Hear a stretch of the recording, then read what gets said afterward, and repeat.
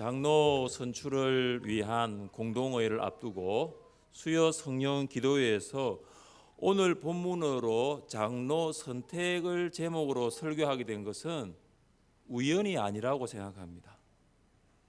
설교자의 의도가 반영된 본문 선택이 아니라는 거 다 아시죠? 제가 갑자기 오늘 이 본문을 들고 나온 것이 아닙니다. 지난주는 16절까지 했고 오늘은 17절부터 24절까지 하고 있지 않습니까? 디모데전서 연속 강의 설교 중에 오늘 본문을 선택하게 된 것은 하나님의 섭리인 줄 믿습니다. 저는 그렇게 생각합니다. 제가 12월 첫째 주 수요일날 이 본문을 할 것이라고 디모데전서 1장을 할 때 제가 생각하지 못했거든요. 그리고 장로님 5분을 선출하겠다는 것도 저희가 얼마 전 당에서 날짜를 정했기 때문에, 그래서 하나님의 섭리라는 생각을 제가 가지고 이 자리에 섰습니다. 디모데전서는 신약 성경 분류상 목회 서신으로 오늘 본문에서는 교회 지도자를 어떻게 세울 것인가를 제시하고 있습니다. 그래서 목회자뿐만 아니라 성도들은 말씀에 따라 지도자를 세울 수 있어야 합니다. 사도 바울은 디모데에게 어떤 판단력을 요구하고 있습니까? 우리 함께 21절과 22절을 읽겠습니다. 하나님과 그리스도 예수와 택하심을 받은 천사들 앞에서 내가 엄히 명하노니 너는 편견이 없이 이것들을 지켜 아무 일도 불공평하게 하지 말며 아무에게나 경솔히 안수하지 말고 다른 사람의 죄에 간섭하지 말며 내 자신을 지켜 정결하게 하라. 아멘. 바울은 하나님과 예수님과 천사들 앞에서 디모데에게 엄숙히 명령했습니다. 그래서 이 명령은 바울의 개인적인 감정이 들어간 것이 아니고 개인적인 의견이 아니라는 것을 볼 수 있습니다. 이 명령이 순종할 수 있거나 불순종할 수 있는 여지가 있는 것이 아니라 디모데는 반드시 순종해야 할 명령입니다. 피할 수 없는 명령이면서 거부할 수 없는 순종입니다. 바울은 디모데전서 5장 21절과 같은 표현을 디모데후서 4장 1절과 2절에서도 말씀하고 있습니다. 하나님 앞과 살아있는 자와 죽은 자를 심판하실 그리스도 예수 앞에서 그가 나타나실 것과 그의 나라를 두고 엄히 명하노니, 그 다음 뭐죠? 너는 말씀을 전파하라. 올해 우리 교회 주제 아닙니까? 너는 말씀을 전파하라. 그러니까 디모데전서 5장 21절하고 지금 디모데후서 4장 1절이 뭔가 이렇게 연결이 되는 것을 볼 수 있습니다. 말씀을 전파하라는 명령은 영원하신 하나님, 심판주로 다시 오실 예수님과 그리고 마침내 완성될 하나님의 나라를 걸고 바울이 명령한 거예요. 그냥 개인적으로 바울이 디모데에게 명령한 것이 아니라 하나님의 이름을 걸고 예수님의 이름을 걸고 하나님의 나라를 걸고 너는 말씀을 전파하라, 이렇게 해서 말씀을 전파하라는 명령과 같이 주님의 몸된 교회의 장로를 선택하는 일 또한 하나님과 예수님과 천사들을 걸고 할 정도로 엄중한 명령이라는 것입니다. 교회의 장로를 선택하는 일은 교회를 교회되게 하고 예배를 예배되게 합니다. 장로 한 사람이 잘 세워지면 교회가 흥왕하기도 합니다. 그러나 잘못 세워지면 시험에 들기도 합니다. 이처럼 장로 선택은 매우 중요한 사안입니다. 그래서 바울은 하나님과 그리스도 예수와 택하심을 받은 천사들 앞에서 디모데에게 엄히 명하고 있는 것입니다. 하나님과 예수님과 천사들은 최후 심판에 참여할 것입니다. 누구든지 나와 내 말을 부끄러워하면 인자도 자기와 아버지와 거룩한 천사들의 영광으로 올 때에 그 사람을 부끄러워하리라. 성경은 하나님과 예수님, 천사들이 최후 심판에 함께 참여할 것이라고 증명합니다. 그들은 최후 심판에서 장로를 선택한 일에 대해서도 물으실 것입니다. 그만큼 주님의 몸된 교회의 장로를 선택하는 일은 아주 중요합니다. 장로를 어떻게 선택해야 할까요? 장로 선택은 어떻게 해야 할까요? 장로 선택은 공정해야 합니다. 한번 따라해 봅시다. 공정하게 장로를 선택합시다. 공정하게 장로를 선택합시다. 바울은 디모데에게 너는 편견 없이 이것들을 지켜 아무 일도 불공평하게 하지 말라고 명령했습니다. 편견과 불공평은 저울이 한쪽으로 기울어지게 하는 것과 같습니다. 저울 위에 아무것도 올려놓지 않았는데 이미 저울이 한쪽으로 기울어져 버린 거예요. 왜냐하면 저울 앞에 있는 사람의 성향, 경향, 생각과 의지가 반영되어 있기 때문입니다. 그래서 이 저울은 공정한 저울이 아니라 이미 불공정하고 편견이 있는 저울이 된 것입니다. 교회는 편견을 가진 불공정한 저울이 되어서는 안 됩니다. 교회는 사람의 편견과 선입견에 의해 좌우되어서도 안 됩니다. 그러나 안타까운 것은 몇 사람의 아주 개인적인 의견이 하나님의 뜻이 나타나는 공동의회 결정에 지대한 영향을 주기도 한다는 사실이죠. 한 사람이 교회를 좌지우지해서는 안 됩니다. 교회의 주인은 하나님이십니다. 교회는 공의의 하나님께서 세우셨고 공의의 하나님께서 다스리고 계십니다. 공의의 하나님은 사람의 외모를 보시지 않고 중심을 보십니다. 그러나 사람은 중심이 아니라 외모를 본다는 것이 문제입니다. 사람은 특정인을 편애하는 경향이 있습니다. 편애를 가진 사람은 다른 사람과 그 사람의 중심을 볼 수가 없습니다. 이미 눈이 가려져 버렸기 때문입니다. 그래서 혈연과 지연, 학연과 성향 등이 사람을 판단하는 기준이 되어버립니다. 아무리 공정하게 장로를 선택합시다 말을 해도 오랫동안 뿌리 깊게 내린 혈연과 지연, 학연과 성향에서 벗어날 수 없습니다. 작년 봄에 있었던 직분자 선거에서도 깊게 뿌리 내린 잘못된 관습과 전통의 결과가 가감없이 드러났습니다. 장로 3인을 선택하는 선거에서 1차 투표에서 한 사람도 3분의 2의 표를 얻지 못했습니다. 그래서 2차 투표에 들어갔습니다. 2차에서는 2배수인 6명을 득표수에 따라 올렸지만 또 한 사람도 3분의 2의 표를 얻지 못했습니다. 2차에 걸친 투표에서 한 사람도 장로가 되지 못한 이유, 장로로 선택되지 못한 이유는 3표가 많았다는 거예요. 표가 모이는 것이 아니라 표가 흩어져 버린 것입니다. 당회에서는 성도들이 세 사람의 이름을 적어냈기를 바랬지만 많은 성도들이 한 사람의 이름만 적어낸 것입니다. 이런 경우에 3분의 1을 얻는 것은 정말로 어렵다라는 것을 다시 알게 되었습니다. 우리는 다시 장로 선택을 앞두고 있습니다. 이번에는 편견과 불공평에서 공정한 선거로 갈 수 있기를 원합니다. 우리는 세 가지의 편견에서 벗어나면 공정한 장로 선택이 이루어질 수 있습니다. 혈연, 지연, 그리고 교연. 교연은 제가 만든 건데 혈연관계, 출신 지역과 교회, 그리고 목장과 초원을 뛰어넘을 때 장로 선택은 공정하게 이루어집니다. 부모와 자녀, 형제와 자매, 사돈 집안이 아니라 예수 그리스도의 피로 하나 된 하나님의 나라의 기준에서 볼 수 있어야 합니다. 이제는 집 안에만 머물러 있지 마시고 집 밖으로도 시선을 돌려보십시오. 육신의 혈연을 뛰어넘어 영적인 혈연, 예수 그리스도의 혈연 관계를 생각하십시오. 가족과 집안 중에 혹 안수 집사가 있더라도 정말로 그가 성도를 온전하게 하고 교회를 건강하게 세울 수 있는 장로가 될 수 있는가를 생각해 볼 수 있어야 합니다. 그리고 출신 지역과 교회로 선택의 기준이 작동하지 말아야 합니다. 같은 지역, 전에 다녔던 같은 교회, 이것은 예수님께 제자들을 선택하신 기준이 결코 아닙니다. 12명 모두가 같은 지역, 같은 고향, 같은 출신이 아니었다라는 것을 여러분 아십니까?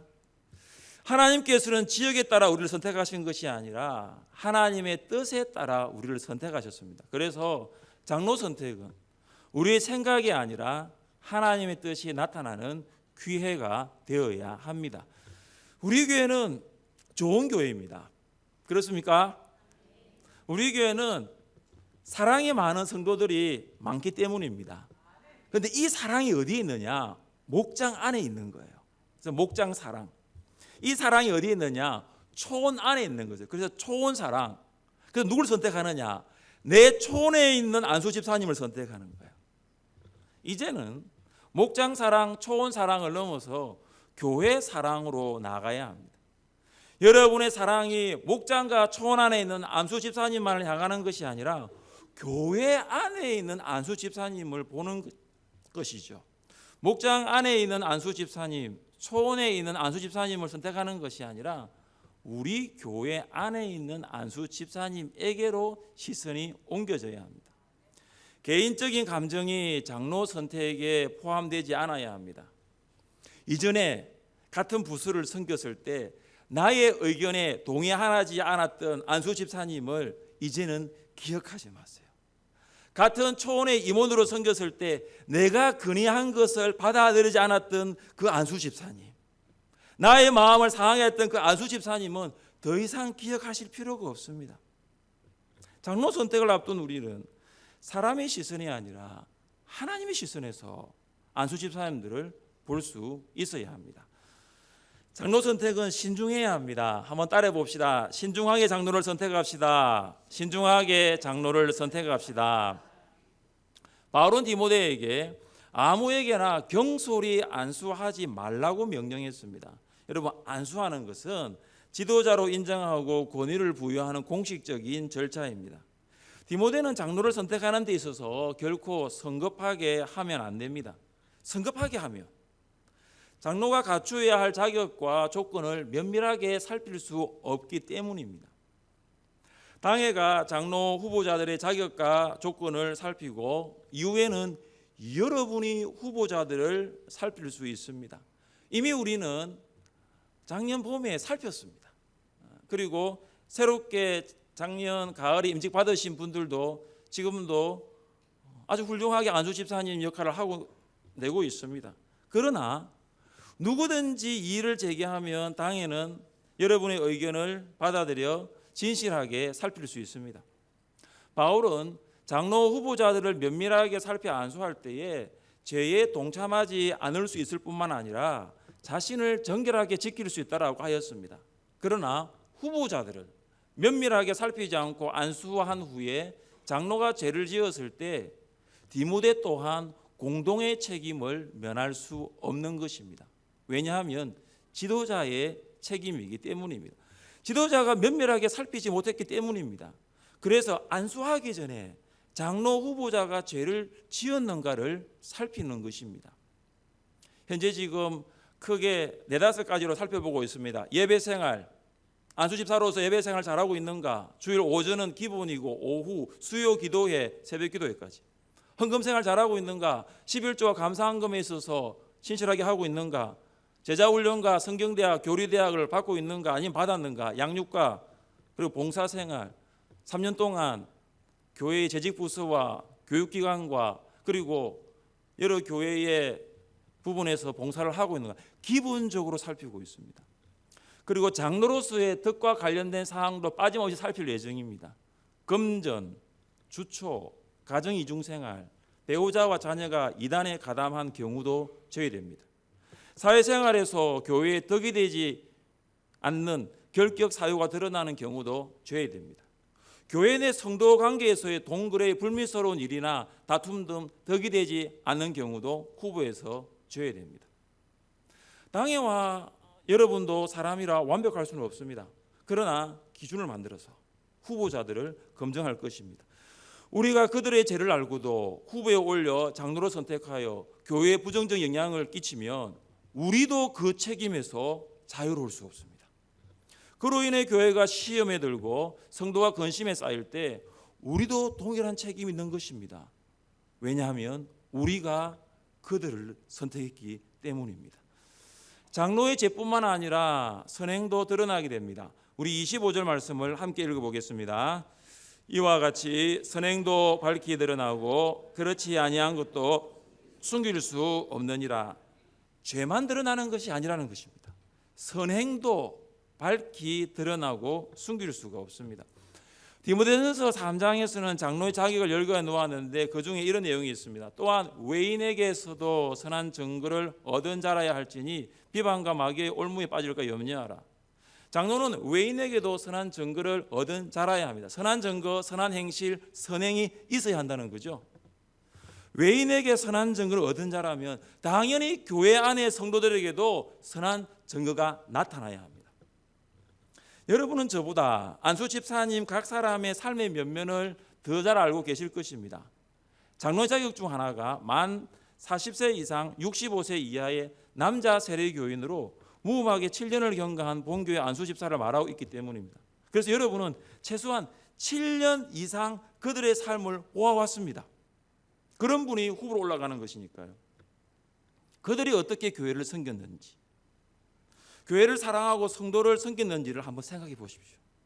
그들이 교회가 어려울 때 어떤 헌신과 희생을 하였는가를 생각해 보십시오. 그들이 목회자에게 순종하고 어떤 마음으로 복음을 전하고 함께 하나님의 나라를 확장시켜 나갔는지, 얼마나 충성하였는가를 생각해 보십시오. 그들의 신앙과 생활에 분명한 선한 증거와 선행이 있을 것입니다. 우리는 장로 선택을 앞두고 합심으로 기도해야 합니다. 살아계시고 역사하시는 하나님 아버지, 우리는 후보자들의 모든 것을 알 수 없지만 우리에게 판단력과 분별력을 주셔서 다윗과 같이 하나님의 마음에 합한 사람을 세우게 하소서. 공동의회까지 별도의 특별 새벽 기도회에는 갖지 않지만 안수 집사님들은 개인적으로 하나님께 기도하는 시간을 반드시 가져셔야 할 것입니다. 그리고 성도님들은 모일 때마다 후보자에 대해서 이야기하기보다 하나님께 기도와 간구를 올려드려야 할 것입니다. 하나님께서 기뻐하시는 장로가 선택될 수 있도록 기도해 주시기를 바랍니다. 사랑하는 성도 여러분, 공정하고 신중하게 기도 가운데 선택된 장로는 성도와 교회를 위하여 수고할 것입니다. 장로로서 우리 교회의 주사역은 초원지기와 국장입니다. 초원지기는 초원 성도를 기도하고 권면하고 위로하고 신방하는 일을 합니다.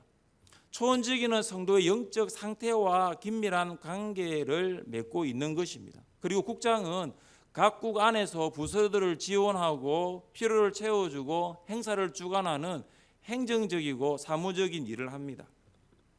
우리 교회는 작년과 올해 2년 동안 한 분의 장로님이 두 초원을 맡아 섬겼습니다. 불가피한 조치였지만 한 초원지기가 두 초원을 섬기는 것에는 한계가 많았습니다. 가장 이상적인 것은 한 장로님이 한 초원을 섬기는 것입니다. 그렇게 하기 위해서는 최소한 8개 초원에 8명의 장로님이 필요합니다. 앞으로 시모 장로님들의 은퇴를 고려한다면 공동의회에서 5명의 장로가 선택되는 것은 적절하다고 볼 수 있는 것입니다. 주님의 몸된 교회의 장로로 섬긴다는 것은 헌신과 희생이 따릅니다. 그러나 이러한 헌신과 희생 대에는 하나님께서 주시는 상이 있다는 것을 반드시 기억하십시오. 우리 함께 17절 말씀을 읽어보겠습니다. 잘 다스리는 장로들을 배나 존경할 자로 알되 아멘. 잘 다스리는 장로는 교회 조직과 행정, 성도의 처리를 담당하는 장로를 말합니다. 그리고 말씀과 가르침에 수고하는 장로는 하나님의 말씀을 선포하고 가르치는 장로, 오늘날 목사를 말합니다. 바울은 디모데에게 다스리는 장로는 배나 존경을 받아야 한다라고 강조했습니다. 그리고 말씀을 선포하고 가르치는 목사에게도 더욱 그렇게 하라고 한 것입니다. 바울은 디모데에게 교회 지도자로 수고하는 자들의 가치를 인정하고 마땅한 대우를 하도록 권한 것입니다. 사도 베드로는 교회와 성도들을 위하여 수고한 장로들에게 이것을 약속하고 있습니다. 우리 함께 읽어보겠습니다. 그리하면 목자장이 나타나실 때에 시들지 아니하는 영광의 관을 얻으리라. 아멘. 장로들은 하나님의 양무리를 치는 목자들입니다. 목자장이신 예수 그리스도께서 모든 자들을 심판하기 위해 다시 오실 때 헌신과 희생, 섬김과 사랑으로 수고한 장로들은 영광의 간을 얻게 될 것입니다. 안수 집사 여러분, 부자 되기 위해 장로가 되는 것이 아니라 섬기기 위하여 장로가 되는 것입니다. 이익을 얻기 위하여 장로가 되는 것이 아니라 포기하기 위해 장로가 되는 것입니다. 높아지기 위해 장로가 되는 것이 아니라 낮아지기 위해 장로가 되는 것입니다. 장로는 사랑하고 섬기고 헌신하고 희생하는 직분입니다. 그러한 장로에게 예수님께서는 영광의 면류관을 주시겠다고 약속하고 있습니다. 사랑하는 성도 여러분, 사람의 생각이 아니라 하나님의 뜻이 나타나는 장로 선택을 위한 공동의회가 될 수 있기를 기도합시다. 하나님께서 우리에게 은혜 베풀어 주셔서 성도와 교회를 섬기기 위하여 사랑과 희생으로 섬김으로 장로의 직분을 잘 감당할 수 있는 주의 종들이 선택될 수 있기를 간절히 바랍니다. 함께 이 시간